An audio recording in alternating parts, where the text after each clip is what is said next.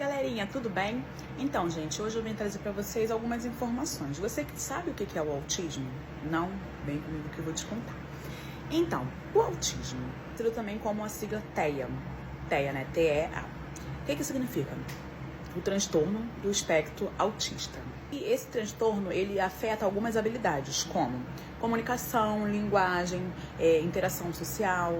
E aí, ela tá envolvida, tem alguns níveis, né, que nós chamamos de nível de suporte, né, o grau de suporte, né, que é o nível grau 1, grau 2 e grau 3, que seria vulgarmente, né, falado como leve, moderado e severo, que de leve não tem nada, e aí nós falamos então como grau 1, grau 2 e grau 3. E aí, Monique, o que o autismo ele pode me causar? Assim, uma criança autista, geralmente, o que a gente meio que repara, né?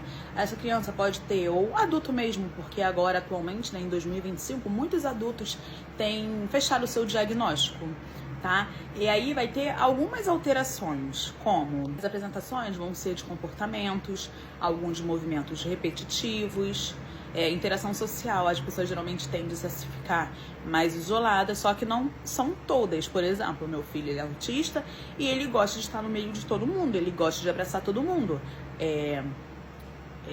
Pessoas e pessoas, né? Porque tem autistas que gostam de ficar isolado, não quer assunto com ninguém.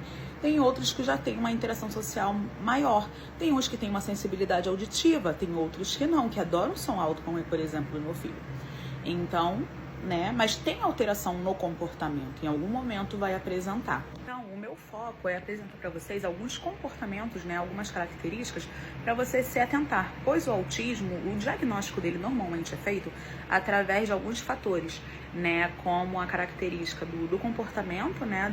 Das ações da criança, do adulto, enfim, né? Do indivíduo. Vamos lá, um dos exemplos é perceber que a criança, né, um indivíduo, ele brinca de uma forma diferente, ele tem uma preferência diferenciada das outras crianças. Por exemplo, ele gosta de empilhar, tem ali os carrinhos, por exemplo, e ele quer empilhar um carrinho em cima do outro ou enfileirar um carrinho, né, na frente do outro. Como dividir tudo por cor. Tem lá os carrinhos azuis, as bonecas, né, com cabelo menor, cabelo curto, cabelo grande, cabelo longo, e aí quer diferenciar dessa forma, sabe? Mas as cores são bem legais, porque, por exemplo, os brinquedos amarelos, ela separa de um lado, os vermelhos do outro, o azul do outro. Então, separar por cores, empilhar ou enfileirar os brinquedos é um dos sinais. Diferença de brinquedos aleatórios ao invés de, tipo assim, de brinquedos de panelinhas, de talheres, chaveiro. Então, assim, brinquedos que, tipo, normalmente a criança não tem, sabe, preferência, vamos dizer assim. Outra coisa também é perceber que a criança não interage. Ou parece que não percebe, tipo, a presença da outra pessoa. Você tá ali perto e pra ela é a mesma coisa que nada. Você sai e a pessoa continua do mesmo jeito. Então, essa questão, assim, mais focada na interação, normalmente crianças, né, pessoas com autismo, eles tendem a querer viver mais isolado. Outro fator também é o atraso, ou a ausência, ou a regressão da fala. O meu filho foi esse a principal chave, né, que me levou à questão do autismo.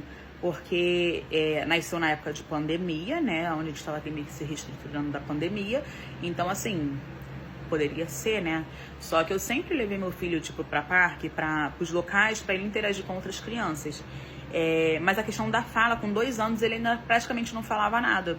Hoje, atualmente, ele tem 5 anos, e assim, ainda tem um pequeno atraso na fala, agora ele tá melhor, sabe? Atualmente, ele com 5 anos, ele tem fala, mas não é tão fluente assim igual outras crianças da mesma idade dele. Mas foi o que me levou, né?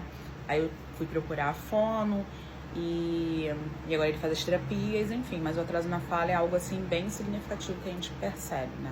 Todas as crianças podem ser assim, pode ter umas que é bem inteligente, começou a falar bem antes, sabe?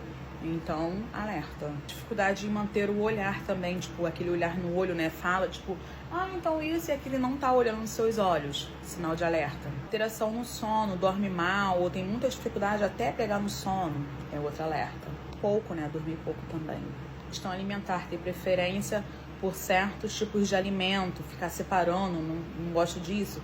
Seletividade alimentar, ficar alerta. Questão sensorial, tipo uma massinha, sente aquele vamos dizer assim, aquele nervoso, né? Não consegue segurar a massinha, ficar alerta. Outra coisa, não quer ficar de roupa. Ficar de roupa incomoda, então quer tirar a roupa o tempo todo. O meu filho, por exemplo, ele chega na rua, ele até se comporta, tá com a roupa, mas chega em casa, ele já chega se despindo, já chega tirando blusa, tirando calça, quer ficar à vontade. Conclusão, não existe exame que identifique o autismo, gente, é comportamental. Através, sim, da avaliação neuropsicológica, que é o que vai avaliar os comportamentos do seu filho, sim, fechará o autismo, mas não é no exame de sangue que você vai fechar e vai ver que seu filho tem autismo. Negativo. Tá, galerinha. Até mais.